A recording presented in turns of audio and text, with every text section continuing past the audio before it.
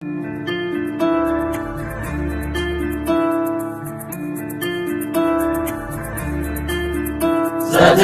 عشق تو بد به سرم، واسه دیدنت گل بخرم. میشه حرف بزنی تو یه زنگ بزنی، واسه بشماری پشت درم. به چشم کسی سر نمیشه، تو با من فرض نمیشه.